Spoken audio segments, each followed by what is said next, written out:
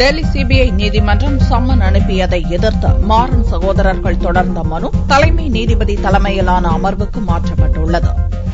மத்திய தொலைத்தொடர்புத்துறை அமைச்சராக தயாநிதி இருந்தபோது ஏர்செல் நிறுவனத்தை மலேசியாவின் மேக்சிஸ் நிறுவனத்துக்கு விற்றுவிடும்படி நெருக்கடி கொடுத்ததாக சிபிஐ வழக்கு பதிவு செய்தது. இவ்வழக்கில் தயாநிதி, அவரது சகோதரர் சன் டிவி அதிபர் கலாநிதி, மேக்சிஸ் அதிபர் அனந்த கிருஷ்ணன் உள்ளிட்ட 8 பேர் மார்ச் 2ஆம் தேதியன்று டெல்லி சிபிஐ நீதிமன்றத்தில் ஆஜராக வேண்டுமென 2G ஊழல் வழக்கை விசாரிக்கும் நீதிபதி OP சைனி சம்மன் அனுப்பியிருந்தார். இந்த சம்மனை எதிர்த்து மாறன் சகோதரர்கள் உச்சநீதிமன்றத்தில் மனு தாக்கல் செய்தனர். அதில் 2G ஊழலுக்கும் ஏர்செல் மேக்சிஸ் வழக்குக்கும் சம்பந்தமில்லை என்றும், அதனால் இவ்வழக்கை விசாரிக்க பாட்டியாலா நீதிமன்றத்துக்கு அதிகார வரம்பு இல்லை என்றும் வாதிடப்பட்டது. எனவே தங்களுக்கு அனுப்பிய சம்மனை ரத்து செய்ய உத்தரவிட வேண்டும் எனவும் கோரப்பட்டது.